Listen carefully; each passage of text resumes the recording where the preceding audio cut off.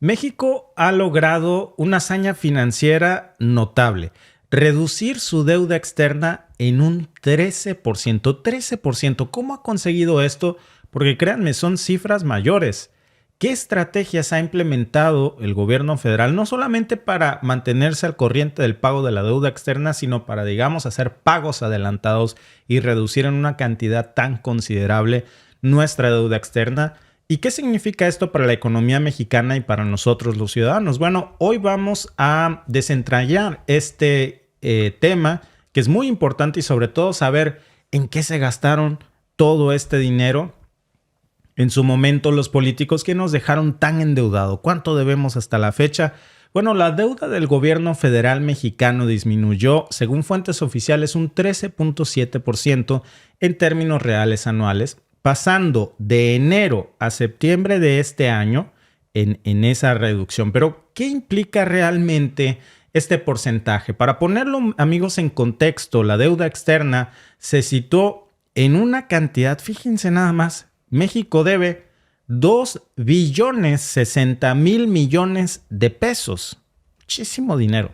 Eso representa el 16.7% de la deuda total que tiene el gobierno, que asciende a los 12.334.155 de pesos. Este porcentaje es significativamente menor al 23.3% que representaba la deuda externa al cierre del 2018, durante el gobierno anterior. Bueno, ahora cabe preguntarse, amigos, ¿cuál ha sido el motor detrás de toda esta reducción de que México hoy deba menos en deuda externa?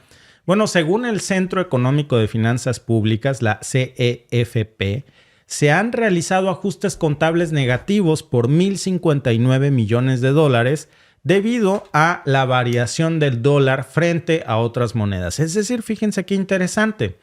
El hecho de que el peso mexicano le esté ganando terreno al dólar quiere decir que eso ha impactado en el monto total de la deuda. Pero hay un factor crucial aquí. La apreciación del peso frente al dólar también está influyendo de otra forma. Arturo Huerta, un experto de la Facultad de Economía de la UNAM, ha dicho que esta apreciación ha sido fundamental para reducir la deuda en pesos. Y si analizamos esto más a fondo, amigos, vamos a descubrir que esta reducción es también resultado de una estrategia que se ha implementado por el gobierno desde el año 2020, que así lo había anunciado, para disminuir lo que México debe, la deuda externa, y para privilegiar la deuda interna, es decir, los proveedores locales, y tratar de reducir más nuestra deuda a extranjeros.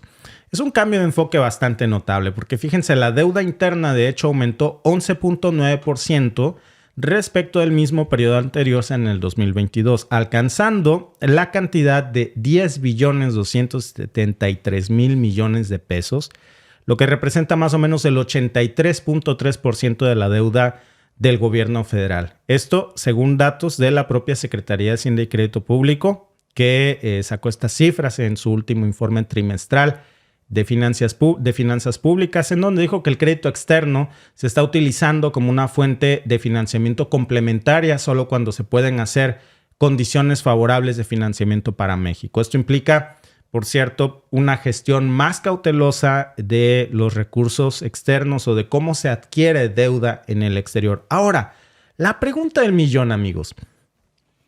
¿Por qué México tiene una deuda externa tan grande? ¿A quién le debemos todo ese dineral? Y lo más importante, ¿en qué se ha gastado? Estas preguntas, amigos, nos llevan a respuestas que no nos van a gustar mucho en la historia de México. Lamentablemente, hay que decirlo, de nuestros líderes políticos en la historia que nos llevaron por un camino que hoy seguimos pagando. Hay que empezar, miren, con este dato revelador y desencantador. México a lo largo de los años había acumulado una deuda externa fuertísima. ¿Y a quién se le debe todo este dinero? Bueno, principalmente a organismos internacionales como, por supuesto, el Fondo Monetario Internacional, el FMI. También se le debe al Banco Mundial y a algunos países acreedores, incluyendo, por supuesto, a Estados Unidos. La pregunta clave es, ¿en qué se gastaron todo ese dinero para que debamos tanto? Gran parte de esa deuda externa fue utilizada para, supuestamente, nos dijeron, financiar proyectos de infraestructuras, programas sociales y para mantener la estabilidad económica en tiempos de crisis. O sea, para tapar los hoyos que ellos mismos abrían, para construir elefantes blancos y otras cositas más. El problema fue que no se manejó ese dinero con transparencia y terminó dilapidándose. Hay que comenzar, para que tengan una idea de qué tipo de proyectos nos referimos. Uno de los más polémicos, el fallido Aeropuerto Internacional de la Ciudad de México, el NAI, es el NAICM, el NAI, que se inició, si ustedes recuerdan, en el periodo de Peña Nieto. Ese proyecto originalmente, que fue realizado con deuda externa, que le costó a los mexicanos aproximadamente 13,000 millones de dólares, y luego los costos se dispararon. Se estima que le costó al país alrededor de miles de millones de dólares en pérdidas, de algo que nunca vimos. Se dio una fecha de construcción, luego se canceló, se postergó, se dio otra, y cada vez que se daba una nueva fecha de construcción, los costos se incrementaban. Ahora, hablemos de otra obra mágica, la famosa Estela de Luz, un monumento en la Ciudad de México, inaugurado en el 2011, si ustedes se acuerdan, durante el gobierno de Felipe Calderón. Ese proyecto fue criticado por su elevadísimo costo inútil y por los retrasos en su construcción. Originalmente fue presupuestado en, fíjense, 399 millones de pesos, nada más para hacer una torre con luz. 399 millones de pesos. El costo finalmente fue mucho más que eso. Superó de esos 399 millones de pesos para una torre inútil. Bueno, pues resulta que al final nos costó 1,000 millones de pesos. ¿Fue ese un uso eficiente de los recursos públicos? Muchos argumentan, por supuesto, me incluyo, que no.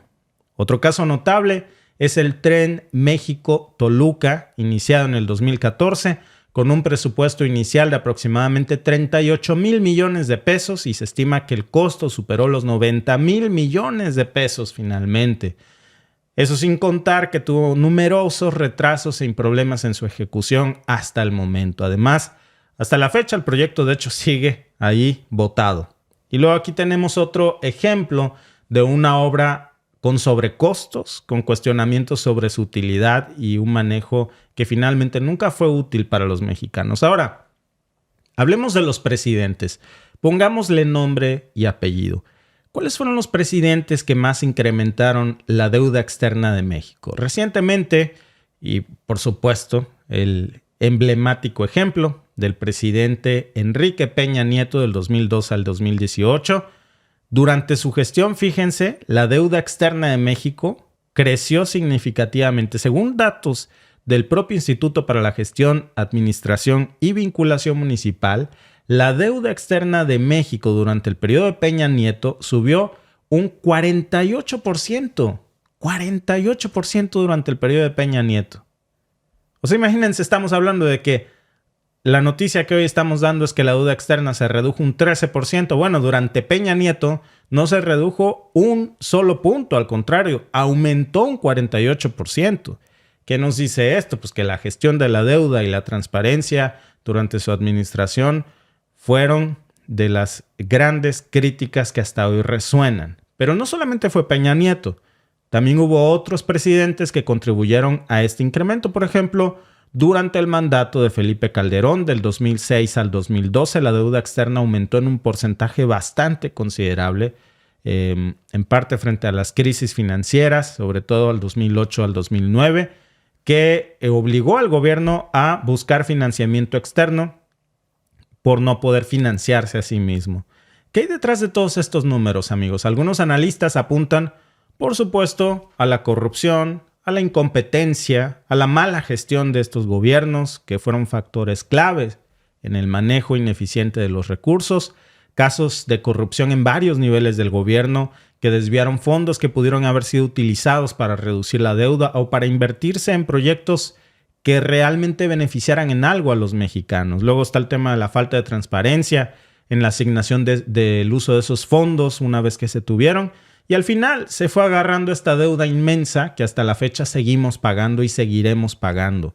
Pues es un recordatorio, amigos, sobre cómo el uso de la deuda externa casi siempre ha servido para exponer la incompetencia, la corrupción y la ineficacia de nuestros gobiernos, Alba. No, es que esas cifras son terribles. Y luego dices con Peña Nieto, es increíble la cantidad de cosas que se hicieron mal. Empezando por todas las que dijiste y la estafa maestra, en donde hay muchísimos involucrados en esa famosísima estafa maestra, gozando de libertad, y Peña Nieto disfrutando de todo el dinero que se robó en España y en otras partes del mundo. Peña Nieto y Osorio Chong y sí, claro, sacaron a sus chivos expiatorios, 1 o 2 priistas que nos los vendieron como si fueran más malos que la carne de puerco y el emblemático ejemplo de que estaban en contra de la corrupción, y los exhibieron y los cazaron públicamente. Ajá, y Osorio Chong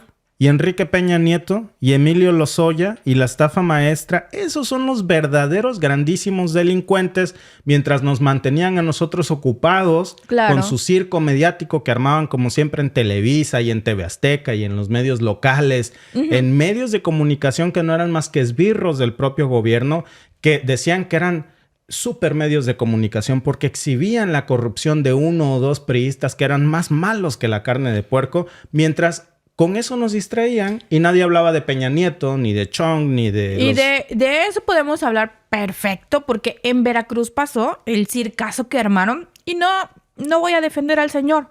No dudo que haya robado. Ahora sí, no tengo pruebas, pero tampoco tengo dudas. No dudo. Pero lo exhibieron como el peor priista. Y yo creo que es un priista promedio. Honestamente. ¿Sí? Porque no creo que sea el único gobernador priista que robó. Pero sí fue al que le tocó la voladora. Entonces hicieron un circo con él y con él. Y con sus hijos y con su familia. Y los hijos de Chong y los hijos de Peña. Exacto. Fueron a perseguir. El siguiente gobernador que quedó en Veracruz fue a perseguir a su esposa, admitiendo un delito que no se puede hacer. Y goza de libertad ese gobernador también. Fue a perseguir a su esposa a Inglaterra. Creo que vive por allá. Fíjate, Alba. Y dices, y los hijos de Osorio Chong, y los hijos de Peña Nieto. Bueno, imagínate y los hijos de qué demás tamaño. Yo vi hace poco una nota, y de esas que nadie se cuestiona, porque no echan a andar la maquinaria. Vi una nota de la hija de Peña Nieto que se rompió la cara montando a caballo. De la hijastra. Hijastra de Peña Nieto. Sí. ¿Qué andaba haciendo la hijastra de Peña Nieto? Bueno, pues equitación.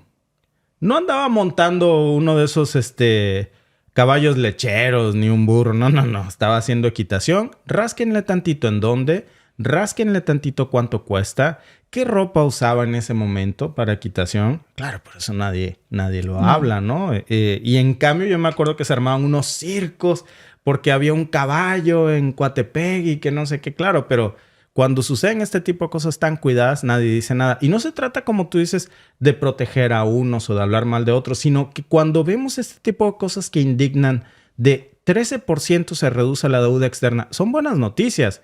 Pero hay que rascarle tantito para atrás y decir, bueno, ¿de dónde vemos tantísimo dinero? Porque son billones, o en español, miles de millones de dólares, ni siquiera de pesos, que el gobierno de México debe por puros pillos. Sí. Que hoy son respetables multimillonarios a los que nadie toca ni con el pétalo de una rosa. Me gustaría pensar que un día vamos a ver justicia. Francamente, lo dudo, Alba, lo dudo. La justicia en México se sirve para el desprevenido y para el que cae de la gracia de alguien más poderoso. Para el que le toca la mala. Por eso, el que le toca la voladora. Caíste de mi gracia, te toca la voladora. Entonces, la justicia va para ti. Una parodia en la película de cómo funcionaba ese sistema retorcido. En la película esta de... ¿Cómo se llama el que hace de Juan Vargas? Damián Alcázar. Buenísimo, ¿no? En la película del infierno, si ustedes se acuerdan, cuando está ese gobernador, ¿no? Priista, Marcelo Vargas. Y entonces lo exponen al gobernador priista Marcelo Vargas en la televisora más grande del país, que sería como Televisa. Y le dice al conductor, bueno, pero ¿por qué lo están exhibiendo si es del mismo partido? Y le dice el otro, por pura mala suerte. Porque hay que tapar el escándalo del presidente, que por cierto es como si fuera Peña Nieto. Sí. Y pues le toca bailar a la más fea. ¿Cuál fue la suerte de ese gobernador Marcelo Vargas que empeñó al Estado y se lo entregó a la televisora y le dijo, no, el 13% de todo lo que las participaciones de su Estado, ¿no? Se las entregó a la televisora a cambio de pues así fue como llegó Peña. Sí, eso es. O sea, realmente ese es el circo de la justicia que tanto veíamos y este es el monto de las deudas externas que hoy vemos reflejadas.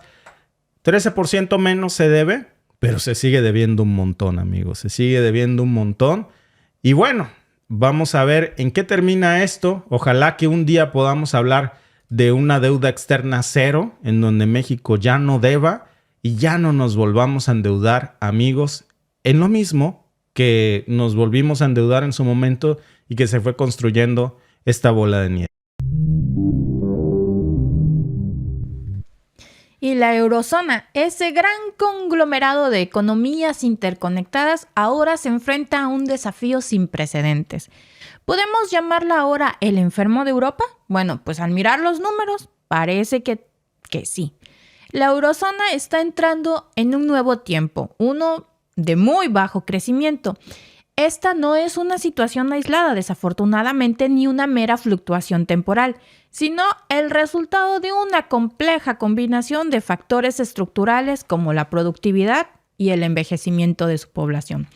¿Recuerdan aquellos días en que esta región crecía por encima del 2%? Bueno, parecen ser cosas pues del pasado. Históricamente, el término enfermo de Europa pues se usaba para describir a naciones con problemas económicos y estructurales muy significativos. Originalmente era aplicado al Imperio Otomano en el siglo XIX, pero este título pues se ha desplazado a lo largo de los años, cayendo sobre Alemania, el Reino Unido, Italia, España, y ahora por primera vez en la historia recae sobre una región económica completa, casi un continente, la eurozona. Las perspectivas para la eurozona son sombrías en los próximos años. Se espera que el crecimiento del Producto Interno Bruto difícilmente supere el 1.5%, y esto no es una predicción solitaria. Existe un consenso entre los principales servicios de estudios de que la eurozona va a empezar a enfrentar un largo periodo de bajo crecimiento debido a fenómenos tanto coyunturales como estructurales. Estos incluyen, pues obviamente, la rápida subida de los tipos de intereses en el último año y medio, la inflación, la tensión política y, más profundamente, el de envejecimiento y la desaceleración de la población activa. Los escasos avances de la productividad y la fragmentación económica, pues derivada de la pérdida del impulso de la globalización, y pues desafortunadamente cuando en un país su población envejece y no hay nacimientos, se empieza a contraer su economía. ¿Estamos presenciando una especie de japonización de la economía europea? Bueno, esta pregunta nos lleva a la célebre expresión del economista Alvin Hansen sobre el estancamiento secular. Y los números son muy claros. El Fondo Monetario Internacional prevé crecimientos situados entre el 1.3 y el 1.8% hasta el 2028. La OCDE proyecta un incremento del Producto Interno Bruto de apenas el 1.1% el próximo año, mientras que el Banco Central Europeo y la Comisión Europea apuntan a cifras muy similares. Entonces, ¿qué está pasando con la economía alemana, que representa el 21% de la eurozona? Bueno, su comportamiento influye de manera pues muy poderosa en el crecimiento de toda la región, pero además hay fenómenos que afectan a toda la eurozona, como el envejecimiento y las dificultades para ensanchar la población activa. Este último factor limita la aportación, pues obviamente, del empleo al crecimiento económico, como se ha observado en informes recientes, como el del IFO alemán. Pero, ¿es esto solo un problema de la eurozona? Bueno, pues según el Fondo Monetario Internacional, el crecimiento mundial también se está desacelerando. Estamos hablando de un descenso del 3.5% en el 2022 al 3% en el 2023 y una previsión del 2.9% para el 2024, muy por debajo del promedio histórico. Esto indica que estamos ante un periodo pues de bajo crecimiento a nivel global. Uno de los factores cruciales de esta desaceleración es el freno al comercio mundial, Datos de la Organización Mundial de Comercio revelan que el comercio mundial en el segundo trimestre de este año ha caído un 0.5% en comparación con el mismo periodo del año anterior. Estos son los peores registros en décadas, con la excepción de los años de la pandemia, obviamente. Ahora, la OMC estima que el comercio mundial crecerá este año solo un 0.8%. Para poner esto en perspectiva, desde 1950 el valor del comercio mundial se ha multiplicado por 400 veces, pero hoy permanece prácticamente estancado. Además del comercio, la demografía juega un papel clave. El envejecimiento obviamente reduce la demanda de bienes y servicios, afectando a la fuerza laboral. Un estudio del Banco de España estima que el envejecimiento poblacional ha tenido un impacto sumamente negativo y significativo en la tasa de la actividad. En el último informe del Fondo Monetario Internacional sobre la eurozona, se destaca que la tasa de paro ha alcanzado un mínimo histórico y que la participación laboral ha superado las tendencias prepandémicas. Pero, ¿cuál es la otra cara de la moneda? Bueno, una recuperación incompleta de las horas trabajadas por empleado, reflejando una tendencia a largo plazo que resalta las dificultades para encontrar una mano de obra activa. El envejecimiento también influye en la dinámica inversora de la economía. La propensión a la demanda de créditos es mucho menor entre la población de mayor edad, lo que ha llevado también a un crecimiento del ahorro y ha influido en los tipos de intereses. Un artículo del Fondo Monetario Internacional muestra que el envejecimiento reduce de manera significativa la productividad de la mano de obra. Entonces, ¿qué podemos decir sobre la productividad en la eurozona? Bueno, el crecimiento ha sido moderado, por decirlo así, durante las últimas décadas y parece que esta tendencia se ha acelerado desde el inicio de la pandemia. ¿Estamos entonces ante un estancamiento secular? Bueno, ahora, después de presentar estos datos, permítanme hacerles una pregunta. ¿Estamos realmente preparados para enfrentar este escenario de bajo crecimiento en la eurozona y a nivel mundial? ¿Qué medidas se deberían tomar para revertir esta tendencia? Y lo más importante, ¿es posible un cambio de rumbo en esta situación? ¿O estamos ya demasiado inmersos en este ciclo de bajo crecimiento? Ya estamos bien atorados, como luego decimos. ¿Tú qué crees? Pues me parece que sí están pasando por un momento bastante difícil. Ya tienen rato con estos síntomas, sobre todo Alemania. Alemania había estado lidiando con esta situación. De hecho, hablábamos hace poco que tenían una contracción de su Producto Interno Bruto del 0.5%. Y como tú dices, todos culpaban a Alemania como el patito feo de la Unión Europea o desunión europea, porque se están dando con todo. Sí. Ahora está el otro tema. Está el tema económico, por cierto. Está el tema de la pésima relación diplomática que tienen entre los miembros de la Unión Europea. Llámese Italia, Francia, Finlandia, Polonia, miembros de Occidente y miembros no nada más de la Unión Europea, sino también de otras alianzas como de la OTAN, etcétera, que tienen muchos puntos de divergencia. Y encima de esto, súmale ahora el tema de Palestina. Sí. España está proponiendo ahí la creación del Estado palestino. Italia ya dijo que ni cuenten con ellos. Es decir, no parece que se estén poniendo de acuerdo en nada. Y lo que afloran, decía un amigo que los problemas en la casa siempre empiezan por la cartera. Sí. Y los problemas en la Unión Europea hoy están comenzando precisamente, a mí me parece, o terminando ahí mismo, en la cartera. En la cartera. Pues yo creo que empezando y terminando. Porque empezaron unos. Bueno, España tuvo su bache. Italia, los demás países lo empezaron a tener. Y al estar sus economías tan interconectadas, pues se fueron contagiando. Y luego Alemania ocupa el 21% de la eurozona. O sea, ocupa un muy buen espacio dentro de la eurozona. Y si a ellos les da gripa, pues a los demás se contagian. Por supuesto. Es muy difícil que no se puedan contagiar economías que están tan interconectadas. Y pues ahora parece ser que les toca sufrirla durante un muy buen tiempo. A lo mejor ya venían medios descalabrados, pero la pandemia vino a ser el empujoncito que muchas economías en el mundo necesitaban para descalabrarse. Y cada vez la Unión Europea tiene menos de unión, ¿eh? Sí. Muchas gracias, por cierto, a Javier Martínez por tu super sticker. Gracias, amigo. Gracias también a Celina Noemí Díaz por tu super chat. Y gracias, por supuesto, a todos los que nos están aquí mirando y están acompañándonos hoy en este stream. El dólar cae tras comentarios de la Fed sobre las tasas de interés y su desplome, amigos, se ha sentido en todos los mercados. Es una caída en picada.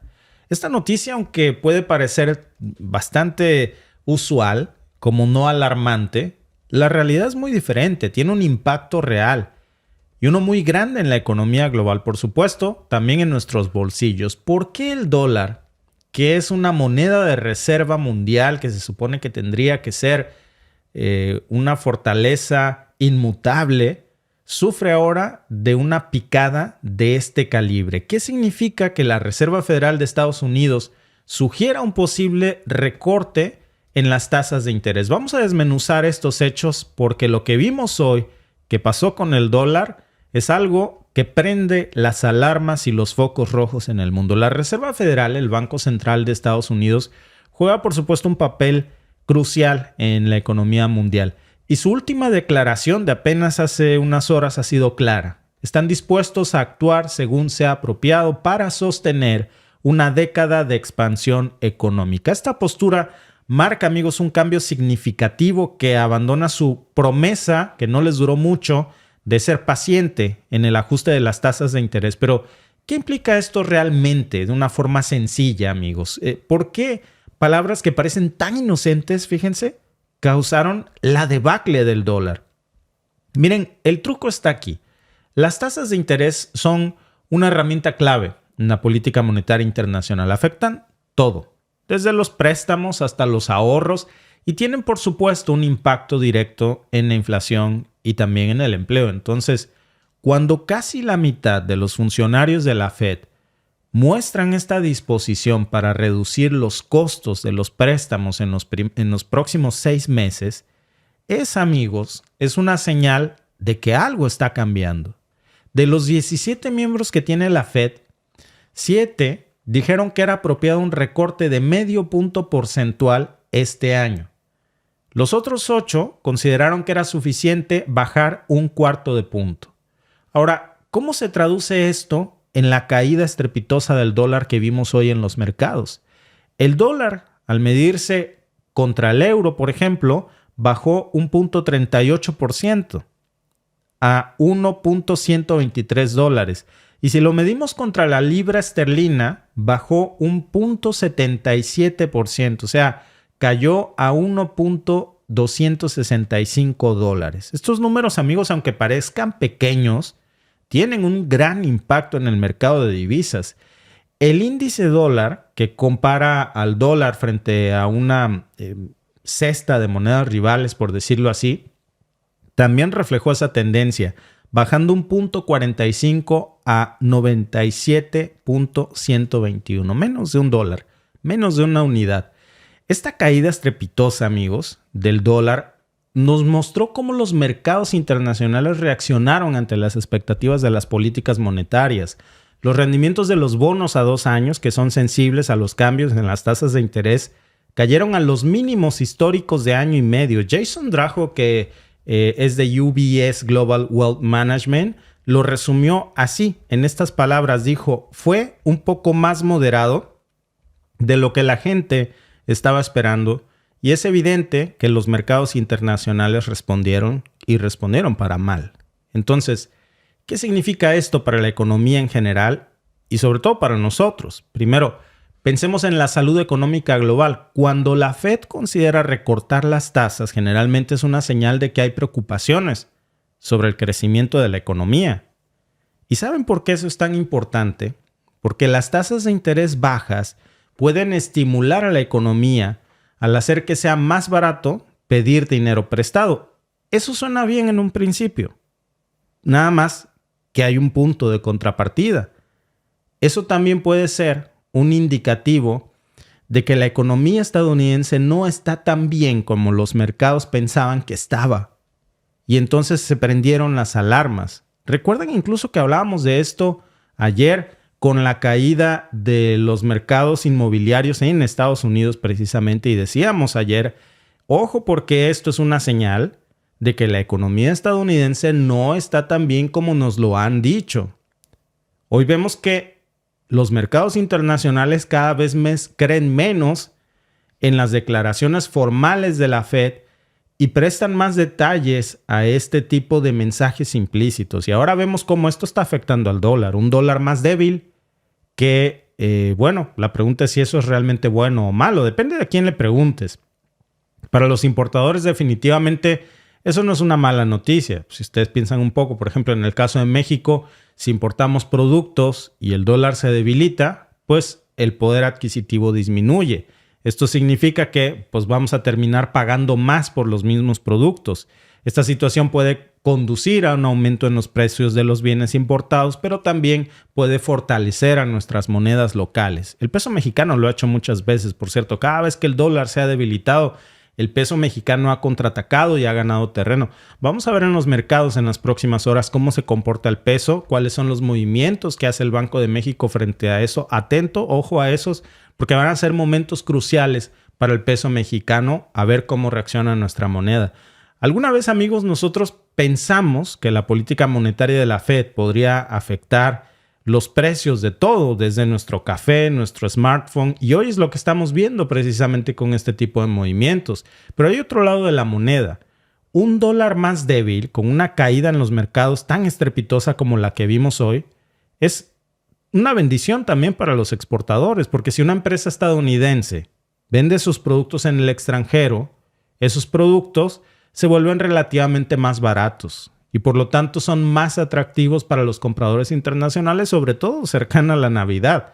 Esto, amigos, podría impulsar las exportaciones estadounidenses y a su vez podría ayudar a las empresas estadounidenses a tener ventas más altas el próximo mes, a generar más empleos.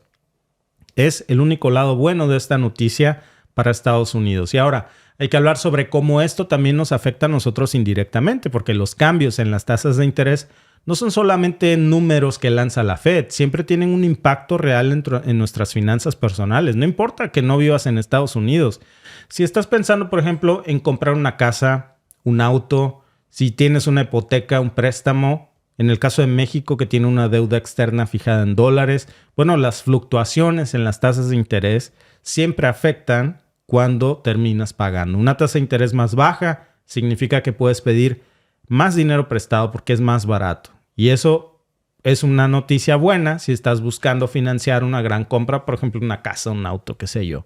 Pero hay un aspecto que a menudo también se nos pasa por alto, que es el tema de los ahorros. En un entorno de bajas tasas de interés, los rendimientos de los ahorros siempre tienden a disminuir también. Esto, amigos, significa que el dinero que tenemos en nuestras cuentas de ahorros o que está creciendo en estos momentos, aunque sea poquito, por ejemplo, para los jubilados o para quienes dependen de sus ingresos, de sus inversiones, por ejemplo, pues es un desafío. Y aquí surge entonces una pregunta con este movimiento que anunció hoy la Fed. Esta señal, amigos, ¿debería de ser interpretada como una alarma para una posible recesión el próximo año? ¿O va a ser simplemente un ajuste en el ciclo económico? Porque cada vez vemos a mercados internacionales que desconfían más acerca de la verdadera fortaleza del dólar. Y vaya que si no me creen, vean cómo se comportaron los mercados hoy frente al anuncio de la Fed de las tasas de interés. El dólar simplemente se desplomó. Eso, amigos, es un mensaje claro de un mundo que confía cada vez menos en lo que nos dice la Fed y cada vez presta más atención en este tipo de cambios. Así que mientras estamos viendo, amigos, en las próximas horas cómo evoluciona el dólar, también tenemos que estar definitivamente atentos, para los que nos miran desde México, atentos a ver cómo reacciona el Banco de México, porque hemos visto siempre movimientos muy inteligentes, hay que decirlo, muy interesantes del Banco de México, en donde cuando suceden este tipo de cosas por el lado de la Fed, siempre el Banco de México trata de tomar ventaja sobre estas debilidades del dólar. Vamos a ver si esto afecta o beneficia al peso. Bueno, pues eso lo vamos a descubrir muy pronto, Alba. Sí, pues esperemos que no lo afecte y si lo afecta, que ahora sí que sea lo menos, ¿no? De entre de todos los males, el menor posible. lo peor. Pero justo ahorita que decías, ¿no? Que esperan que ahora en Navidad aumente. Estaba yo viendo los videos de que acaba de pasar el Black Friday y el Viernes Negro, que es un día después de Acción de Gracias en Estados Unidos. ¿Cómo estaban los videos antes de que la gente literalmente se desgreñaba por entrar a las tiendas a comprar el Viernes Negro? Y... pero loca la gente, como si regalaran las cosas, peleas por una televisión, por una plancha, o sea, cosas así que las ve uno y dice uno, ¿cómo puede uno llegar a pelearse por una tele? Bueno, yo no lo haría, pero hay gente que lo ha hecho, ¿no? Lo hacían. Este año, las tiendas vacías. No estaba la gente yendo a comprar y ya saben, mucho lo hemos visto en México cuando hacen el famosísimo Buen Fin, que te ponen en oferta y vas a ver y que le suben como 500 pesos, 1,000 pesos a algo que dice que te lo van a poner en oferta y llegan y mueven el precio, los papelitos de los precios que les ponen en los supermercados o en las tiendas departamentales y ves que no era una oferta, que siempre costó lo mismo, pero le subieron el precio días antes para ese día ponerlo en oferta. ¿Has visto ese video de Macy's? En Macy's lo estaban haciendo. Exactamente la misma táctica que nosotros en México y tal vez en muchos otros países de Latinoamérica también se los han hecho, amigos, que le suben. Va a haber supuestamente una venta nocturna 3 días antes, todo sube de precio y mágicamente ese día todo tiene descuento y cuesta lo mismo que costaba antes de la famosísima venta nocturna o del Buen Fin en México o ahora del Viernes Negro en Estados Unidos. Pues la gente se empezó a dar cuenta, empezaron a jalar los papelitos y ver que las famosas ofertas eran lo mismo que costaban antes, no eran ofertas, la gente no fue a comprar como compraban antes, ni siquiera en línea. Estas famosas ventas en internet que ahora pues son muy cómodas para muchos, ni siquiera por internet están las compras tan locas como las esperaban y eso te demuestra algo. No, vaya, que es un termómetro poderosísimo de la pérdida del poder adquisitivo de la clase media. Sí, como nosotros les comentábamos hace tiempo, ¿no? Que fuimos a una plaza y estaba lleno y nosotros dijimos, ¿qué está pasando? Aparte de que estaban las filas para la aplicación de unos lugares en los que estaban buscando personal, que estaban unas filonononas increíbles, nos empezaron a decir, es que la gente se está preparando para los regalos navideños, porque si viene Navidad, entonces se empiezan a preparar con tiempo. No, ¿qué va? Pero no, ni siquiera, o sea, ya está, la economía está tan difícil que ya ir a comprarse un regalo para Navidad es un lujo. Bueno, Alba y yo que no les hemos dicho, pero tenemos un trabajo, ¿verdad? Los fines de semana. Tenemos ahí nuestro... Sí, empezamos a un trabajo de fines de semana. Sí, empezamos. Y luego se nos vino el COVID y bueno, pues ya faltamos. Pero pues obvio, por justa razón. No es un trabajo voluntario en una tienda de artículos de segunda mano. Pero tú vas y donas, o sea, cosas de donación, cosas que ya no ocupes en tu casa, por ejemplo, ropa, zapatos, muebles, cosas, todo lo que tú quieras, vas y lo dejas ahí en la tienda, en el área de donaciones, y pues ahí lo recibimos, ¿verdad? Vemos si está en buen estado, le ponemos un precio, y es divertido, es muy bonito además, y le ponemos un precio, se pone en la tienda. Entonces ahí vamos cambiando roles, ¿no? A veces estamos en la caja, a veces estamos recibiendo mercancía. A mí me encanta más recibir mercancía y yo creo que eso ya es lo mío porque la mayoría de las personas que están en la tienda son de muy avanzada edad porque todos son voluntarios, o sea, ahí no hay gente pagada, todos somos voluntarios. Entonces, usualmente, pues los voluntarios son las personas ya de edad, que están jubilados, que no quieren estar solos en su casa. Porque pues a una buena edad, pues dices, pues yo qué más que quisiera, pero pues hay que trabajar. Entonces, pues que un trabajo que me dé dinero. Se comprende, ¿no? Bueno, el punto al que voy es que increíble la cantidad de gente que va a comprar los regalos navideños, la ropa, y es bonito, pero también nos habla acerca de sensibilizarnos un poco más con la situación. Y además, Alba, tener más respeto por luego vamos a hablar bien de esto, ¿no? Esta cultura de comprar cosas de segunda, darle un mejor uso, a no hacer tanta basura. Exacto, o sea, al contaminar menos. Sí, y luego llegan cosas buenas y de marca. Ahí te das cuenta del consumismo tan grande que hay en la sociedad. porque llegan, nosotros recibimos donaciones, entonces llega la gente en su carro y tocan un timbrecito y nosotros salimos a recibir las bolsas. Entonces, como nosotros vamos los sábados, pues mucha gente no trabaja el sábado y mucha gente va a donar. Y eso es algo muy bueno, que en vez de tirar, hay que donar lo que sirva, hay que donarlo, que le sirva a alguien más. Entonces, llega mucha gente y nos toca separar las cosas y llega ropa que dices, es ropa que está en excelentes condiciones. Es increíble la cantidad de ropa, de marcas así de lujo, de diseñador, que llegan con etiqueta, que nunca se la pusieron. O sea, realmente... Desde Adidas hasta Gucci, hasta... Ha llegado Gucci con etiqueta no, pero Gucci bien. Gucci sí, bien. Ya, a mí me tocó recibir una bolsa de ropa y traía 3 camisas Michael Kors con etiqueta. Traía una camisa Gucci, un saco Versace. Traía mucha ropa de marcas reconocidas, que la usaron 1, 2 veces o ni una vez porque traían las etiquetas y la llevaron a donación. Y dices, es el consumismo tan grande. Porque ya no la pusiste, porque ya pasó la temporada. O sea, ya pasó de temporada, entonces ya no la quiero, a donación. Pero es bonito, ¿no? Claro. Porque ahí alguien más lo ocupa, se le pone un precio, claro, muy barato. Por ejemplo, un pants Adidas junto con un hoodie Adidas, $20 y estaba nuevecito. Entonces, súper precio. Al final, cada 6 meses se nos paga, pero no. O sea, te dicen, no, pues tú veniste tantas horas, entonces te tocaría un cheque de tanto, pero ese cheque de tanto, ¿a quién se lo quieres donar? Y tiene que ser a una caridad reconocida. Nosotros escogimos, por ejemplo, Food Bank, y entonces nuestro pago que nos tuvieron que haber dado, al final se va al Food Bank y ahí se convierte en comida para la gente que lo necesita. Entonces, digamos que es algo doblemente bonito porque estás ayudando a tu comunidad al estar ahí y finalmente la ayudas también cada 6 meses con algo más. Y claro, si tú quieres ayudar con algo más, y realmente se lo súper recomiendo a todos. Es algo muy bonito. Es algo muy bonito. Es algo que también tenemos que enseñarle a nuestros hijos.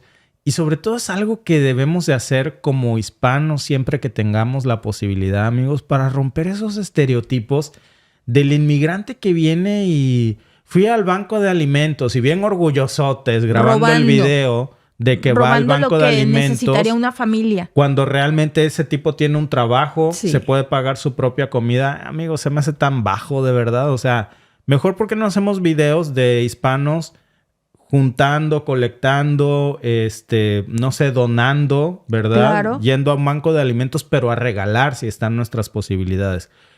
Y si no, regala tu trabajo, tu tiempo, claro, aportas a la sociedad. Y cuando se necesita, pues para eso está. Claro. Cuando tú lo necesitas, pues para eso está. Hoy por ti, mañana por mí.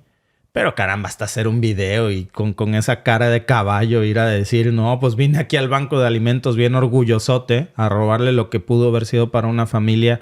Que ahí conoces familias que te tocan el corazón, que dices, no es que esté desempleado, no es que esté en situación de calle, es que realmente la vida es difícil, no alcanza el dinero. Personas que nosotros conocimos a alguien que tiene 5 trabajos. Sí. 5 trabajos tiene una persona aquí y no sale a fin de mes. En fin, amigos, sí. No, decía alguien por ahí que probablemente las cosas que llevaron eran robadas. ¿Te das cuenta? La señora que llevó esas donaciones, que nos quedamos así como de, ¿en serio?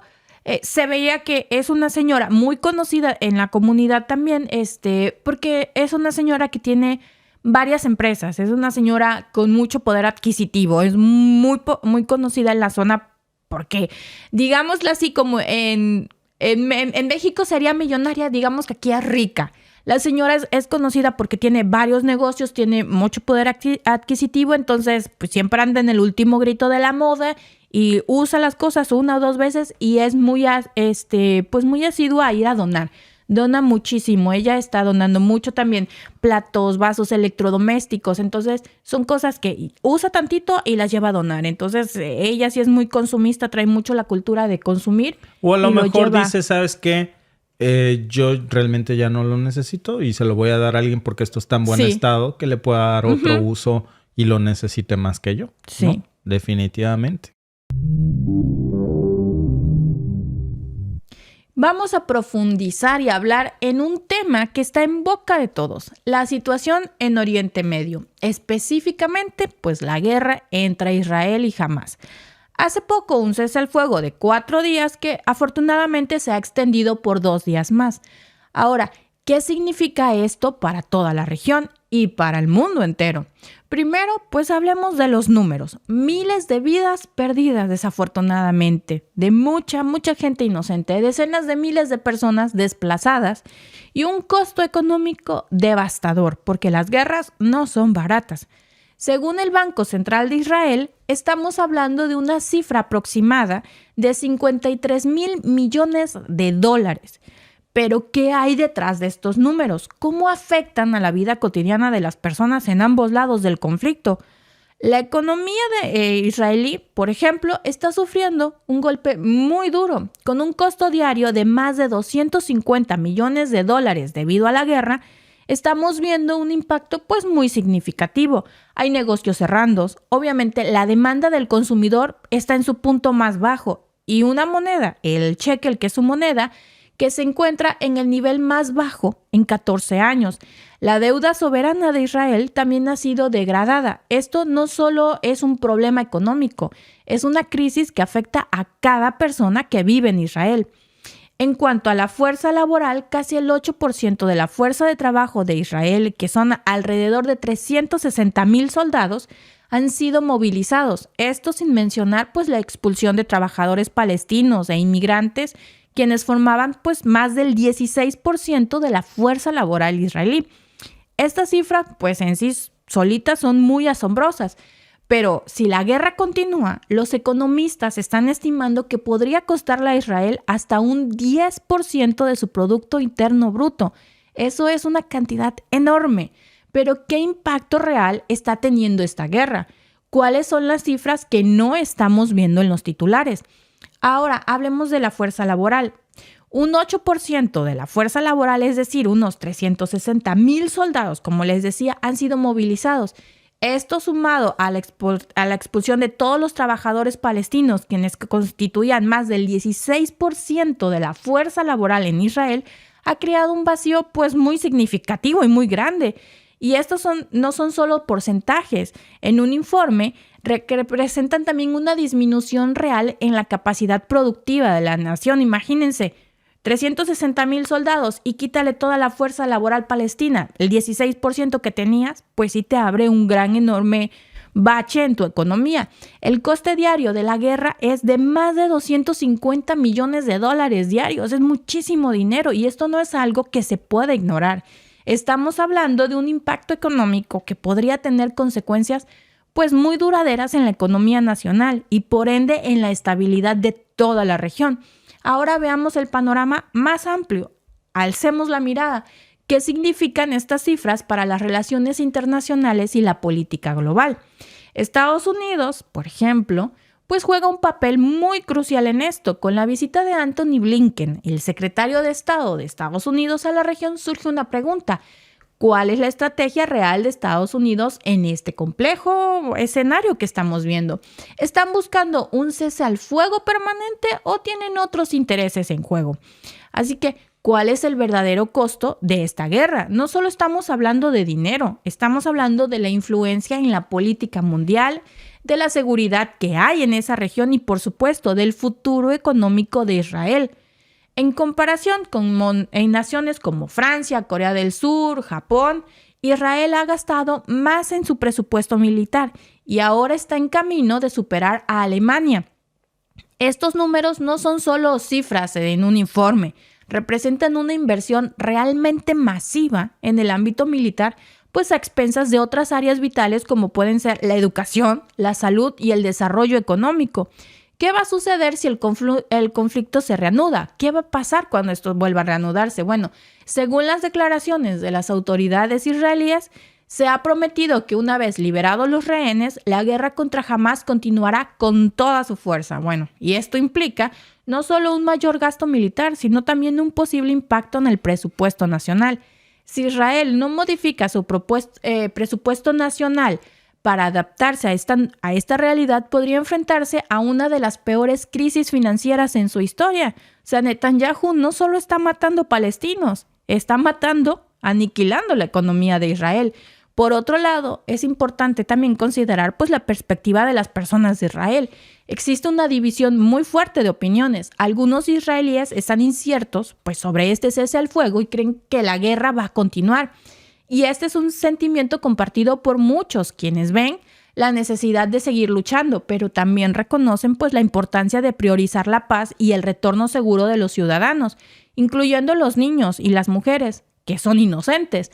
Antes de continuar con cualquier operación militar, ellos deberían de estar seguros en sus casas. Ahora, pensemos en el impacto humano de todas estas decisiones. Cada dólar gastado en el ámbito militar es un dólar que no se invierte en mejorar la vida de los ciudadanos israelíes.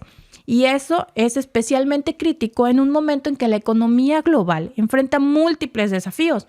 La pregunta es aquí, ¿puede Israel sostener este nivel de gasto militar sin comprometer su estabilidad económica y social? Mientras tanto, pues la tregua entre Israel y Hamás sigue en pie. Israel pues ha retirado parte de su equipo militar de Gaza y Hamás ha liberado a algunos de los rehenes, afortunadamente. Pero ¿es esta tregua una verdadera oportunidad para la paz o simplemente un respiro en un conflicto continuo que lleva años, pero que últimamente se intensificó demasiado? Bueno, pues las palabras de las autoridades israelíes sugieren que la guerra pues no ha terminado, sino que simplemente la han pausado, le han puesto ahí stop. Esto nos lleva a otra cuestión importante, la fatiga de la guerra. Tantos israelíes como palestinos pues están cansados del conflicto continuo. La guerra no solo afecta a quienes están en el frente, sino también a aquellos en sus hogares, a los negocios, a las comunidades. El desgaste emocional y psicológico es una realidad que no se puede ignorar en estas condiciones. Conclusión, este conflicto pues no solo es una cuestión de gasto militar o tácticas de guerra, es un reflejo de decisiones políticas y económicas que tienen un impacto pues muy profundo en la vida de las personas que viven en esta región. La verdadera pregunta es, ¿podrá encontrarse un equilibrio entre la seguridad y la paz? ¿Y cómo se puede garantizar que las decisiones que tomen hoy no desencadenen una crisis aún mayor en el futuro? Estas son preguntas que van a requerir respuestas muy serias y ser muy consideradas tanto de los líderes como de la sociedad en general, porque no sé, o sea, Israel sí es una economía muy fuerte en el mundo, pero tampoco se puede permitir tener un gasto diario de 250 millones. No. Es algo que, por muy rica y muy fuerte que sea tu economía, es algo que a la larga te va a afectar demasiado, sobre todo cuando tienes una fuerza laboral que abandona. 16% de tu fuerza laboral que eran palestinas se van, empiezan a cerrar negocios. ¿Qué viene? Pues debería de ver cómo está crisis. Pero Ucrania. Fíjate que dicen que este es el verdadero cese al fuego, que el cese al fuego es en realidad un caballo de Troya. Y fíjate que a mí me cuadra esta teoría que ya está circulando en el ambiente geopolítico, porque hoy lo que vimos fue la visita de Antony Blinken precisamente para tratar el tema de Ucrania, del apoyo de Washington a Ucrania. Ahora, no se dan detalles de hasta dónde está el compromiso vigente de Washington con Ucrania. Simplemente se sabe que Blinken está ahí para tratar este tema. Y lo que se deduce de esto es que quieren forzar a una pacificación de Ucrania o rendición forzada, disfrazada de pacificación, porque necesitan cortar esos fondos que le dan a Ucrania para redirigirlos a Israel. Sí. Porque Israel tiene este problema precisamente. Claro. Y el cese al fuego le permite a Israel tener un oxígeno en el gasto militar, mientras sus aliados, sus poderosos aliados occidentales, ven cómo decirle a Zelensky, mano, pues ya se acabó el gas, entonces pues acábate con ese chiste porque ya no va a haber dinero, todo se va para Israel. Pues aquí en los comentarios nos decía alguien que ya como que yo creo que, ¿se acuerdan que habíamos dicho como que Zelensky sí iba a ser el que la Virgen le hablaba para no ceder? Sí. Pues ya le están empezando a hacer manita de puerco, porque al parecer ya le sacaron al niño Zelensky que se ha comprado unos yatecitos para relajarse los fines de semana de la guerra con valor de 75 millones. Mira, pues de ser cierta esa información... De ahí lo tienen. Digo, fíjense, vamos a ver cómo manejan en los próximos días. Yo no estoy al tanto de esa nota, pero si esa nota empieza a circular y nadie dice que es desinformación rusa, entonces quiere decir que es desinformación occidental. Basada en una verdad, porque no dudo que al final del día cosas así fueran ciertas, se quedarían hasta cortas. Pero quiere decir que ya le están empezando a mecer a tender la camita para decirle, te vas por las buenas, nos obedeces en esto, o te vas por las malas. Y no te vas a ir a tu casa. Sí, te vas o te vamos. Porque imagínate, ¿de dónde? Entonces, yo digo, o sea, si es cierto que los presidentes tienen un buen salario, depende del país y lo que sea, tienen un muy buen salario. Obviamente, con su salario se pueden permitir ciertos lujos, cierto estilo de vida y pero uno... no, hay menos. Exacto. En guerra. Pero dices, ¿de dónde sacas para que tu esposa tenga $1 millón para gastar en joyas? Y luego, ¿de dónde sacas tú para comprarte un yatecito de 75 millones si esto es real? Haciendo tus cuentas de tu estilo de vida o de todo lo que tú has ganado durante un tiempo, hay ciertas cosas que sí cuadran con tus ingresos. Hasta a lo mejor es un crédito, lo que sea. Sí cuadran. Pero si es algo que sale completamente desproporcional de lo que tú dices ganar, pues dices, ¿quién pompó, no? ¿De dónde? Es ahí donde no cuadra. Hasta parece político mexicano, ¿verdad? Claro, pues un Peña Nieto cualquiera. Muchas gracias a nuestra amiga Camelia La Tejana por tu superchat. Amiga, bienvenida. Gracias por estar aquí y a todos los que se están uniendo. Muchas gracias. Por aquí veía un comentario de Mr. Coyote que estuvo muy bonito. Por ahí ya le contesté, que dice que empezó él a vernos y luego nos recomendó con su esposa y que nos estaban viendo con sus suegros y nos veían desde el estado de Guanajuato. Ah, mira, un saludo. Así que muchas gracias, un abrazote hasta el hermoso Guanajuato. Hasta el bello Guanajuato. Hoy por la mañana, por cierto, te comentaba alguien dejó un comentario bien chistoso en el chat. De hate, pero chistoso, ¿no? Ah, sí. Este canal es antisemita porque se la pasa hablando en contra de Israel y a favor de Palestina. Ay, Dios mío, se me murieron como 1000 neuronas cuando leí eso. ¿Cómo puede ser antisemita? Bueno, es que no sabe ni de dónde viene lo de semita ni nada más. Por eso les decíamos ayer, amigos, la importancia de leer y de cultivarnos. ¿No? Ambos, pueblo judío y árabe son pueblos semitas. Sí. No puedes. En fin. Bueno, mejor vamos a hablar de otra cosa porque se me van a morir otras 10 neuronas.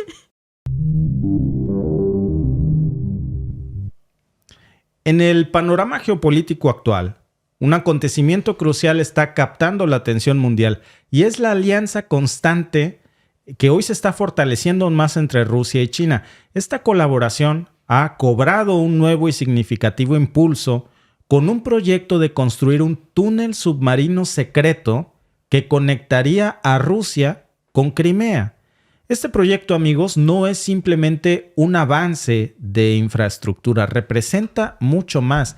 Es toda una maniobra estratégica con profundas implicaciones geopolíticas y que van a reforzar el equilibrio de poder global. Crimea, estratégicamente ubicada y antiguamente parte de Ucrania, fue anexada por Rusia en el 2014. Este acto no fue solamente una mera expansión territorial, significó muchas cosas, entre ellas la adquisición de un punto estratégico vital para Rusia, proporcionando un acceso invaluable a las aguas cálidas para su armada.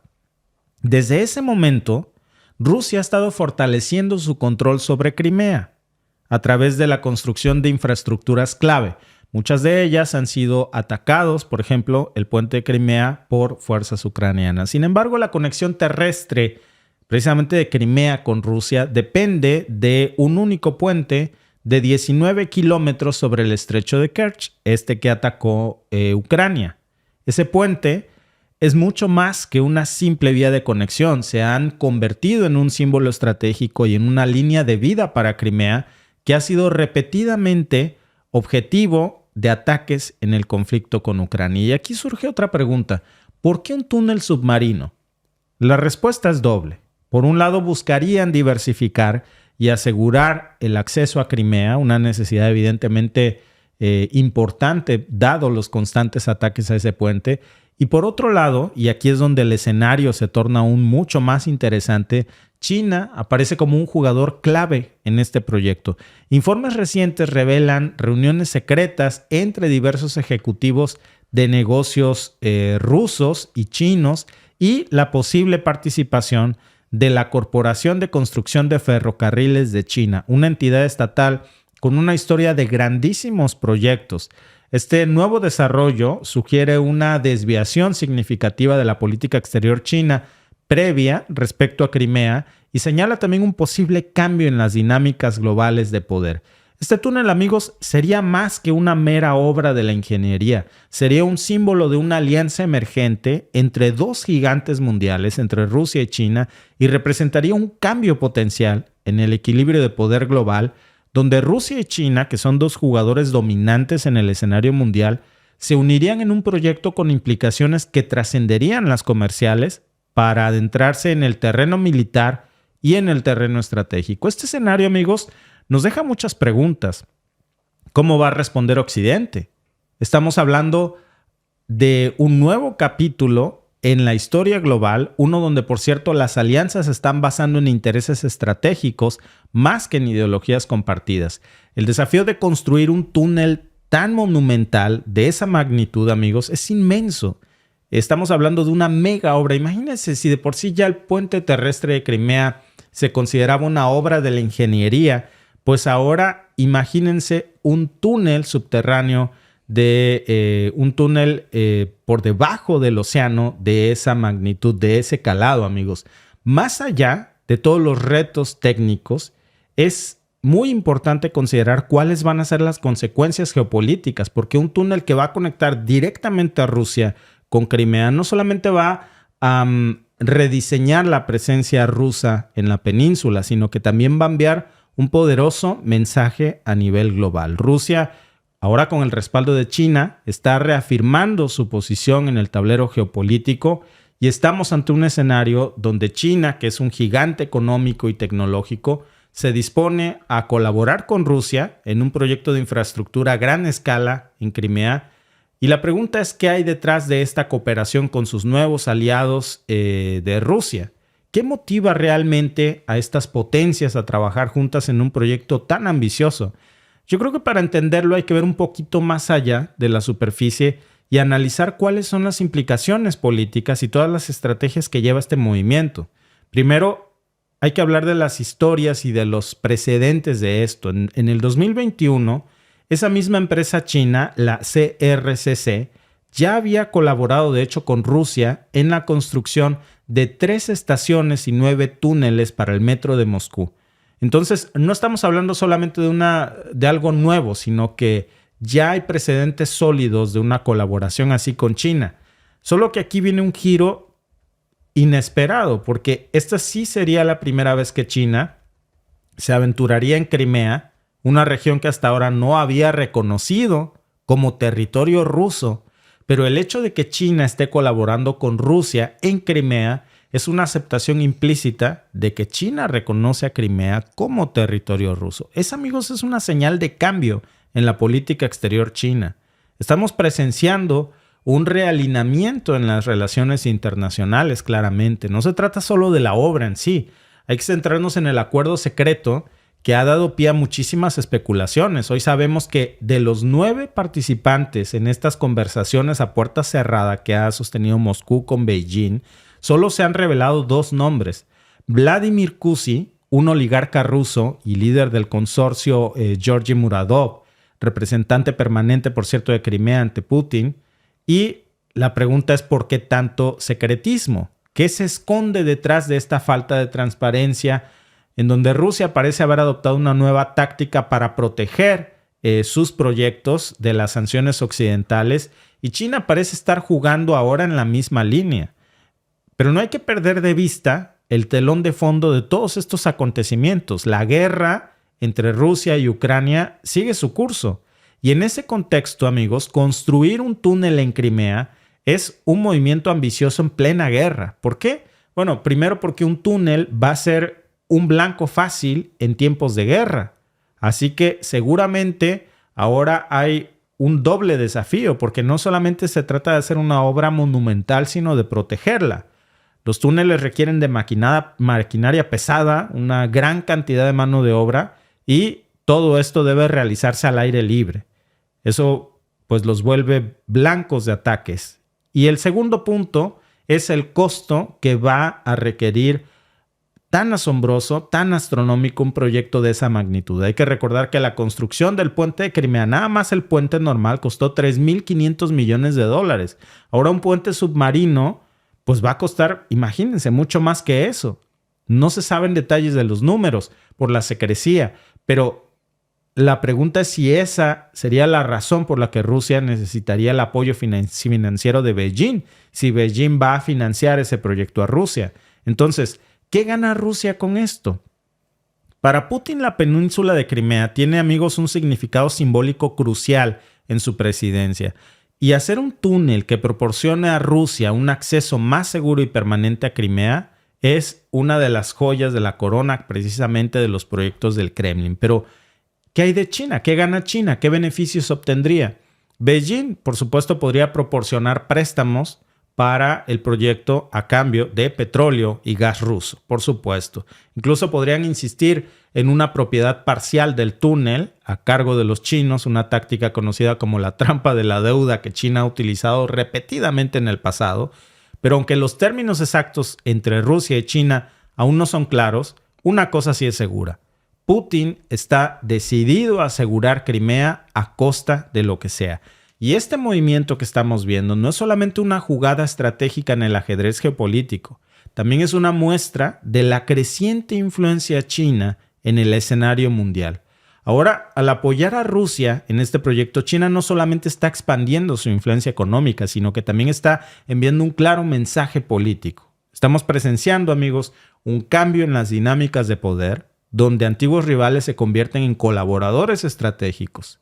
Y este túnel, más que una simple obra de infraestructura monumental, va a ser un catalizador de un nuevo orden mundial.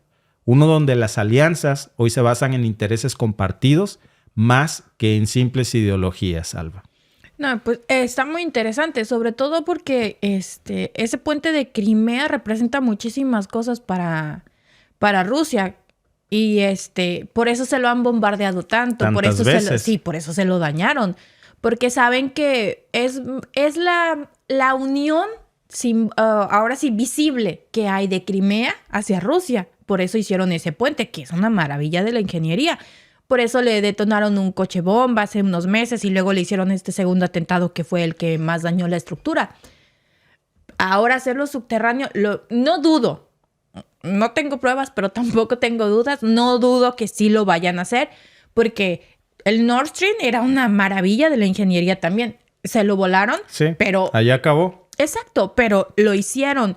O sea, si se avientan megaproyectos. Cuando Rusia se avienta algo, se lo avienta. Y luego con China... Pero fíjate, Alba, cómo platicamos el otro día de esto, ¿no? Megaproyectos, obras de la maravilla de la ingeniería mundial que terminan... en atentados dinamitados y luego se dice por el Washington Post que fueron fuerzas pro-ucranianas. El mismo Washington Post dice después fueron fuerzas pro-ucranianas pero asesoradas por Occidente, específicamente por la CIA. Luego se sabe de lo mismo del puente de Crimea. El mismo Washington Post, un medio estadounidense, vuelve a señalar a la CIA. No pasa nada. Pero no vaya a ser el puente de San Francisco. Oh, no, hombre. Ahí sí les cae la voladora. Sí. O ahí sí olvídate. No vaya a ser un rasguño a la Estatua de la Libertad, porque ese rasguño cuesta un país entero. Yo creo que deberíamos de tratar de proteger estas obras de la ingeniería, porque más allá de que el país que las construya, al final son civiles quienes las usan. Por ejemplo, el puente de Crimea, las personas que fallecieron en ese atentado fueron civiles. Claro. Y siempre debe de estar la condena internacional y sanciones de regreso, o sea, consecuencia. Oye, es que no puedes tú planear y darle armas a un país para que acabe con una obra de la ingeniería que me costó $3,500 millones solo porque se te hizo chistoso. Pero como eres tú, nadie te puede decir nada, ¿no? No, y luego, ¿qué dices? Ok, yo entiendo, ¿no? Que acusan a Putin de crímenes de guerra. No lo dudo ni tantito. Pero también lo está haciendo Zelensky, porque de ambos lados estaban bombardeando objetivos civiles, gente inocente que no tiene nada que ver en este conflicto, en esta guerra. Luego, cuando volaron el puente, murieron civiles que tampoco tienen nada que ver en este conflicto. ¿Dónde están las condenas? ¿Dónde están las órdenes de detención para los dos?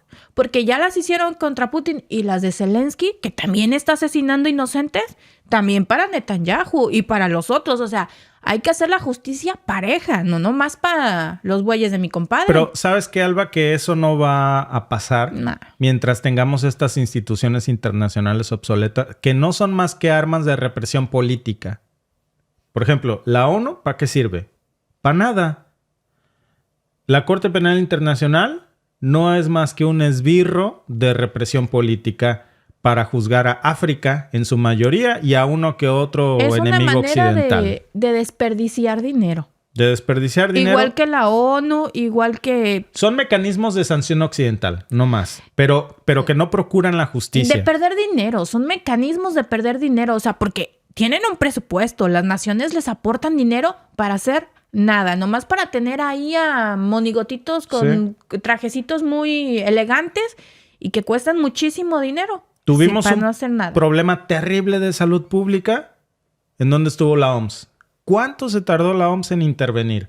O sea, si ustedes ven las instituciones que tenemos, el Banco Mundial, por ejemplo, el Fondo Monetario Internacional, ¿para qué sirven todas esas instituciones? No sirven para nada. Al final se han puesto todos al servicio de una hegemonía que las utiliza simplemente para joder países, financiar guerras, proteger dictadores, criminalizar a otros dictadores. Es decir, a como te portes conmigo, usa estas armas de represión que aquí tengo, llámese ONU, Corte Penal Internacional, OMS, qué sé yo, Fondo Monetario Internacional, etcétera, para armas de control y dominación y de represión. Lo que necesitamos realmente es un gran reseteo real, no eso que nos vendieron. Un reseteo, un golpe en la mesa y nuevas instituciones que realmente le sirvan a la humanidad. Utopía, ¿verdad? Porque eso no va a pasar. Pero bueno, pues no se pierde nada con pedir.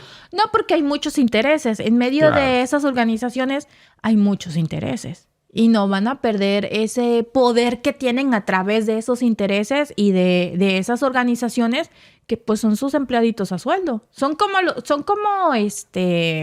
asesinos a sueldo. El Foro Económico Mundial. Ese es el francotirador. Sirve? ¿Quién los puso ahí? ¿Quién no? Ese es el francotirador. En fin. Hoy vamos a explorar una situación muy compleja en Myanmar, donde un conflicto bélico se intensifica día a día. Por un lado está el gobierno militar en el poder y por otro lado, pues una variedad de grupos étnicos de la región armados que luchan por lo que ellos llaman pues su democracia y el fin de la dictadura militar. Pero ¿qué realmente está en juego aquí? ¿Se trata simplemente de una lucha por el poder o hay algo más en el fondo? Las guerras, como sabemos, pues son muy costosas. Ya los estábamos hablando con lo que está costando la guerra de Israel. Y esta, pues obviamente no es la excepción. Pero curiosamente, no solo para los involucrados directamente en este conflicto. Hay otro jugador en esta ecuación que podría también estar sintiendo la presión. Y estamos hablando pues de China. Durante varias semanas, Beijing ha estado abogando por la paz, enviando a sus altos funcionarios a Myanmar para negociaciones y ofreciéndose como mediador con las facciones rebeldes. Pero pues sin embargo, recientemente ha mostrado una postura más agresiva. El sábado pasado, China inició actividades de entrenamiento de combate a lo largo de su frontera con Myanmar. Se publicaron videos de estas maniobras que mostraban vehículos blindados y artillería en acción y obviamente a oficiales dando órdenes a sus tropas. Todo parece ser un despliegue de fuerza pues bastante intimidante. Pero ¿cuál es el mensaje que realmente China intenta enviar con estos ejercicios militares? ¿Se trata simplemente de una demostración de poder o hay una estrategia más profunda detrás de esto? China no ha revelado cuánto van a durar estos famosos ejercicios ni cuántos soldados están participando en ellos. Lo único que ha dicho es que el objetivo es verificar que su preparación esté lista para emergencias y, cito textual, controlar y cerrar fronteras. Y esto pues nos lleva a preguntarnos, ¿teme China que los problemas de Myanmar crucen la frontera, que les lleguen a su suelo? ¿Es esta una forma de advertir a Myanmar para que mantenga sus conflictos dentro de sus límites y no los exporte con ellos?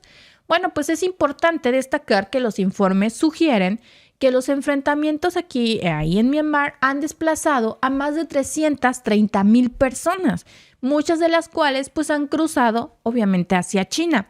Y parece que Beijing ahora está respondiendo con una muestra de fuerza y en algunos casos pues con el uso de gases lacrimógenos para parar esto.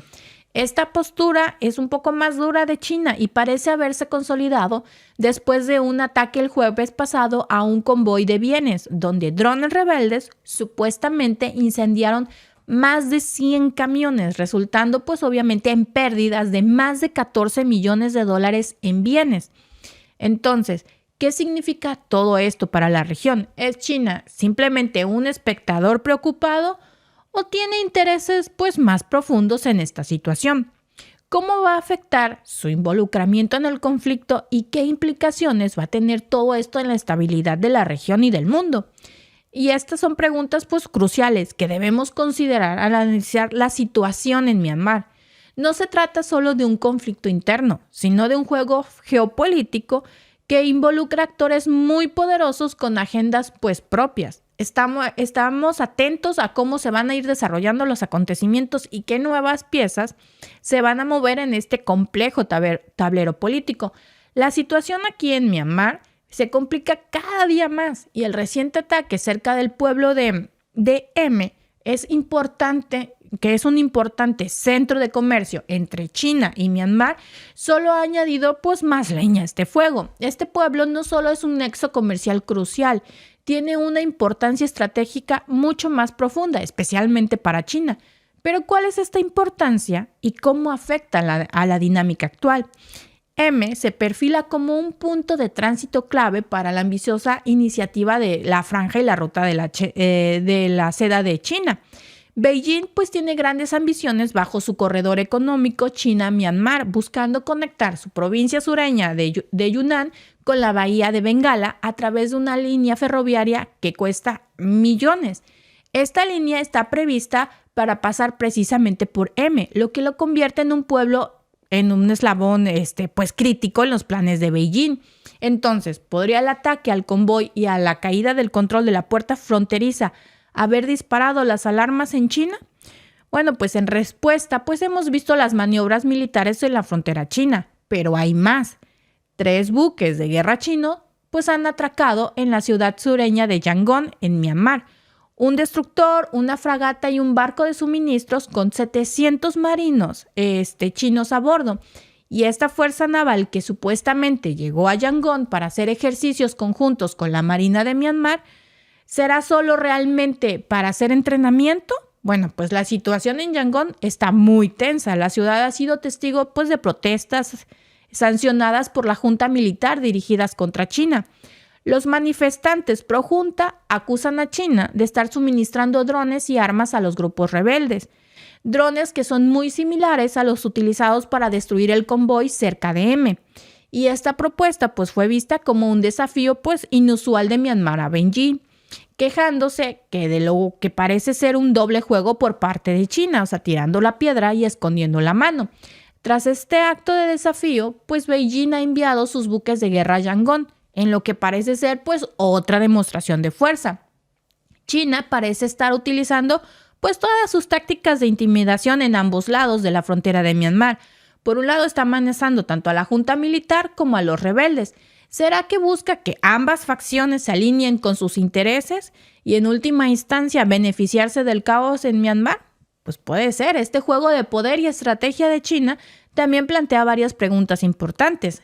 ¿Está China realmente interesada en que Myanmar se estabilice o sus acciones están más motivadas puramente a sus intereses económicos y estratégicos, como lo hace todo el mundo. Pero, ¿cómo afectará realmente la presencia militar de China en la región y en la dinámica del conflicto en este país? ¿Podría este despliegue de fuerza provocar una escalada en las tensiones o, por el contrario, va a llevar a una solución pacífica? ¿Creen que con poner unos buquecitos ahí, como le decíamos, como hizo Estados Unidos en el conflicto con Israel, que mandó el buquecito, ya con eso sea necesario para que esto pare? ¿O esto solamente pues le va a soplar más al fuego? Porque a cómo están las cosas, hacer esos ejercicios, mandar 700 marines a las costas de Yangon, no es como una señal de apaciguar lo que está pasando. Es como una señal de aquí estoy, ¿eh? Claro, y el mundo está nada más buscando en dónde está un nuevo frente de guerra. Aunque este conflicto pues no es tan nuevo que digamos, pero sí nos define un frente más en el que tenemos que estar atentos, porque en cuestión de nada podría convertirse en una guerra frontal donde más de un interés está presente. ¿Qué tan grave tiene que ser la situación de este político para que su propio partido lo quiera expulsar? Hoy vamos a analizar el vergonzoso caso de Jorge Santos o George Santos, un congresista republicano de Estados Unidos que tiene un historial repleto de engaños, de falsedades, de mentiras. Si hubiera un rey de las mentiras, ese sería definitivamente Jorge Santos. Pero ¿es simplemente una colección de una persona mitómana o hay algo más siniestro detrás de este tipo con un cierto toque cómico? ¿Cómo pudo un hombre como este, con esto que les voy a contar, ocupar cargos tan importantes? Y lo más intrigante, ¿qué lleva a un partido político conocido por su férrea unidad a querer deshacerse de plano de uno de los suyos y nada menos que de un congresista? Miren, para comprender la magnitud de los escándalos de las mentiras de este hombre, Jorge Santos o George Santos, hay que considerar un poco el contexto político de Estados Unidos, un país marcado por una polarización y por una tradición protestante. Ay, me fui, Alba. ¿A dónde me fui? ¿Nos fuimos o nos fueron? Qué susto, ¿no? Qué susto le dio el miedo.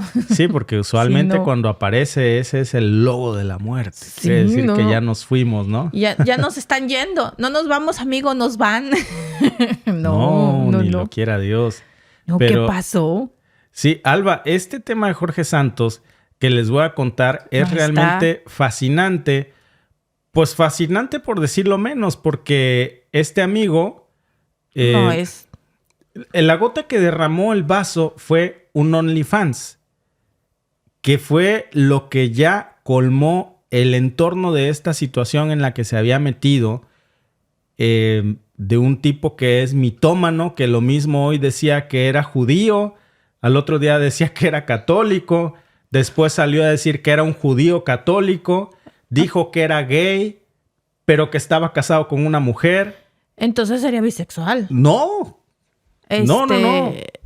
Bueno, según la definición que tienen, bueno, es que a lo mejor él ya se creó su propio diccionario. No, el tipo es judío católico, gay heterosexual. Vas a ver las joyas que tiene. Un hombre de 35 años es de origen latino también. ¿35? Dice ¿Así que... de mal me veo? No, mejor no me digan. Pues tú no tienes Dejémoslo 35, tú tienes 32. ¿Qué pasó? Yo tengo 25. 25. No me ande poniendo años de más. 36. Tengo 36. Bueno, mira, Alba, este tipo dijo que era judío. Después dijo que era católico. Cuando lo cayeron en su chisme, dijo que era un judío católico. Después dijo que perdió familiares en el Holocausto. ¿Ok? Luego dijo que también perdió familiares en el 9/11. Después dijo que tenía ascendencia ucraniana, pero también latina.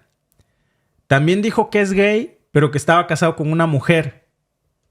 Su historial académico y profesional, otro cuento.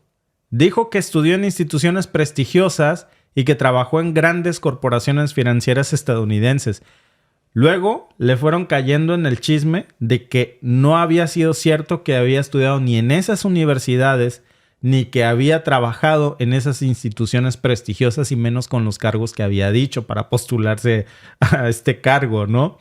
Luego utilizó los fondos de su campaña, Alba, para hacer donaciones a cuentas de OnlyFans. Y también para pagar inyecciones de Botox y operaciones estéticas. Y en eso yo creo que sí lo asaltaron.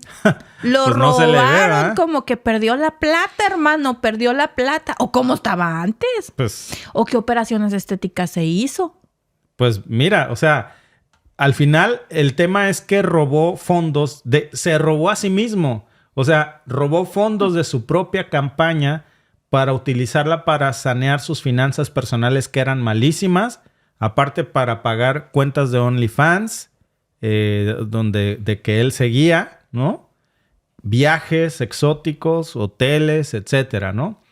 Bueno, el tema, amigos, es que después de todo esto que hoy se considera, porque esos son delitos, una estafa a los votantes estadounidenses de un tipo que ganó una elección mintiendo, que no es nada que no se haya visto antes, pero esto, amigos, está totalmente fuera de cualquier cosa que hayamos visto, porque las mentiras personales de George Santos o Jorge Santos, de origen aparentemente brasileño, pero pues ya no sabemos si creerle porque es tan mitómano, eso no fue la única razón por la que hoy enfrenta a la posible expulsión de los republicanos. La Cámara de Representantes, específicamente el Comité de Ética, hoy está investigando a George Santos por sus presuntos delitos que van mucho más allá de todas las mentiras personales que ha dicho. Se le acusa de robar, repito, fondos de su propia campaña para financiar un estilo de vida lujoso y extravagante, incluyendo gastos en viajes personales, hoteles, productos de lujos, cuentas eróticas en OnlyFans,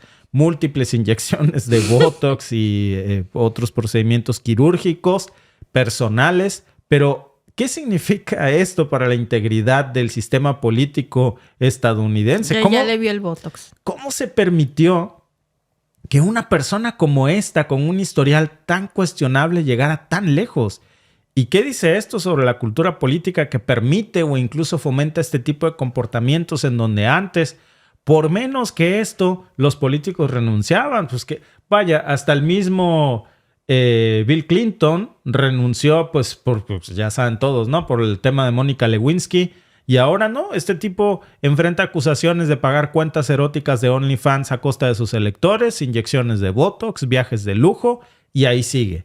Un día dice que es judío y al otro católico, un día dice que es gay pero casado con una mujer, otro día dice que es ucraniano y que también perdió a sus familiares en el Holocausto. O sea, no tiene ni pies ni cabeza la gran mayoría de las mentiras que dice, fácilmente desacreditables, la gran mayoría de ellos. Y esta gravedad de las acusaciones que hoy pesan en su contra, hechas por su propio partido, el Partido Republicano, está presionando para que lo expulsen. Esto es especialmente notable si consideramos, amigos, que en toda la historia de Estados Unidos los partidos políticos han tenido que proteger a sus miembros a toda costa, pero estamos hablando de un caso inverso. Su mismo partido lo está votando y se quieren deshacer ya de él. Es el apestado. Es el apestado. Es el Vicente Fox. Es el Vicente Fox de los republicanos. Es el Vicente Fox de los republicanos. Exacto. Ya nada más falta que lo corran de Twitter, ahora ex.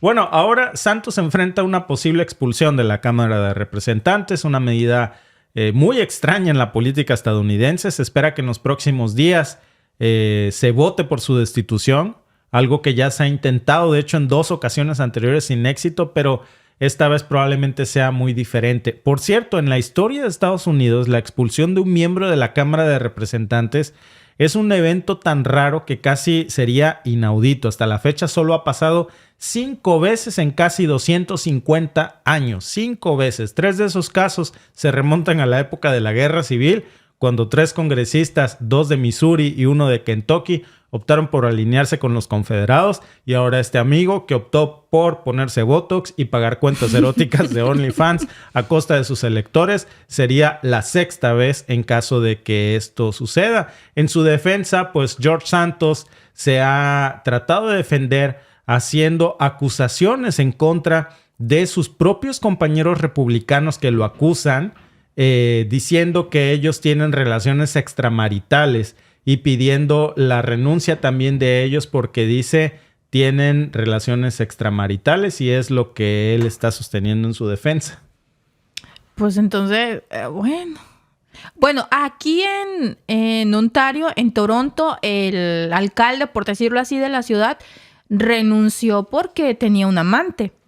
Entonces, por eso tuvo que renunciar. Aquí renunció por la amante. Y ahora no. Era la secretaria. Cliché, sí, era la secretaria. Y después, supuestamente, la secretaria obtuvo otro puesto por méritos. Obviamente el mérito de ser la novia en turno del alcalde, obtuvo otro puesto en otro lugar y se fue.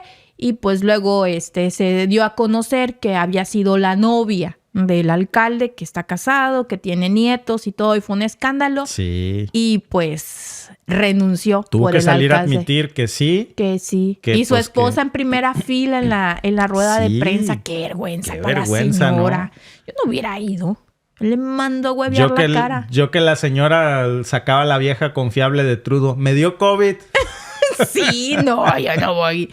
O mando una embarazada para cubrirme atrás de una embarazada como hace Trudeau. Sí. Sí, no, pero sí. Aquí sí andan renunciando. Por escandalitos sí andan renunciando. Bueno, pues George Santos cree que no. Cree que no es suficiente. Digo, al final, pues, ¿qué hay de malo en pagarle a Kareli Ruiz, ¿no? Kareli Ruiz. Martí, ya le estaba yo cambiando el nombre por Martí. Para que veas que con mi pecho sano. Ya me lo dijeron en el chat, amigos.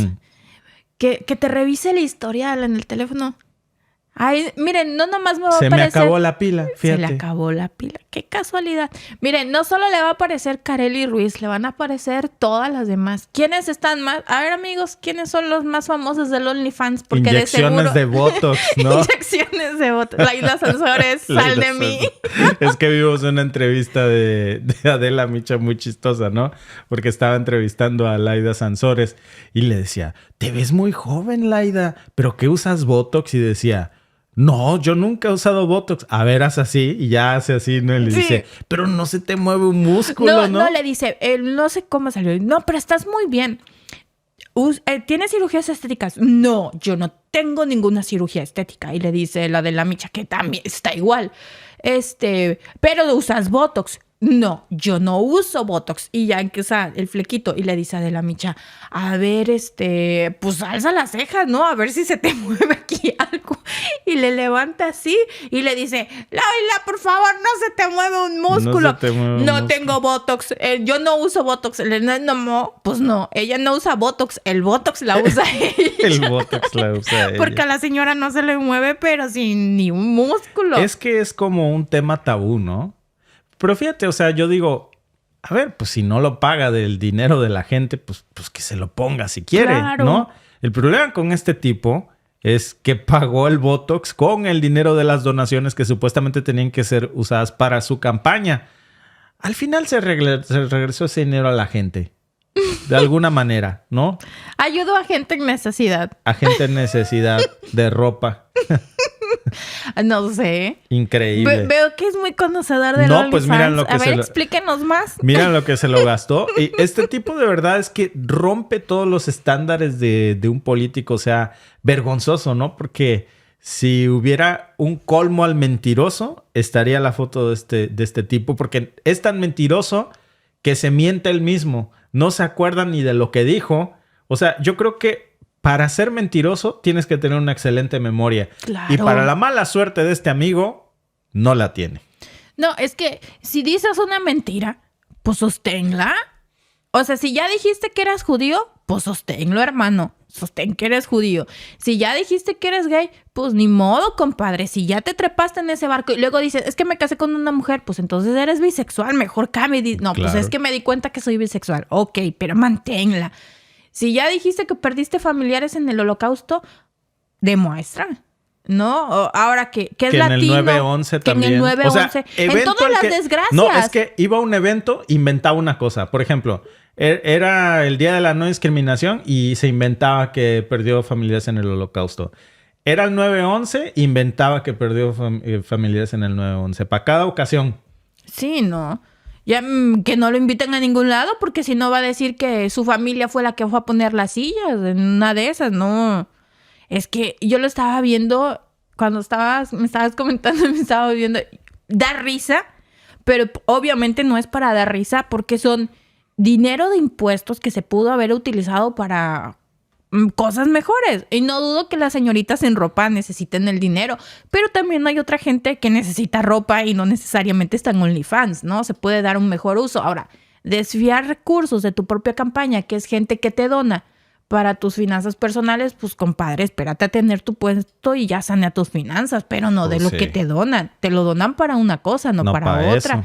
Abre tu GoFundMe para pagar tus tarjetas, pero no hagas eso. No. Sí. Pero sí, de que se puso Botox y se le ve hasta la cejita, sí, bien. Se le ve hasta la cara hinchada, ¿va? Sí, no, pero la ceja, o sea, yo dije, le robaron la plata, pero no, ya cuando vi las fotos así, sí, se le ve la ceja así bien levantada, se ve que trae como medio litro de Botox en la cara, porque no parece de 35. Mira, dice Giancarlo Perla Morillo, con la inflación en Canadá no sobra para contenido de adultos. No, hay que caerle al gratis, porque no nos sobra. El Botox es caro, dice Odapti. Más o menos. ¿Cuánto? Asking for a friend. Creo que gritar estas patas de gallo tan feas. La magia de la bolsa, así se llama el canal donde Oye, perdón. Es caro Asking for a friend. Para la próxima vez nos van a ver así. Todos estilo George Santos. Sí.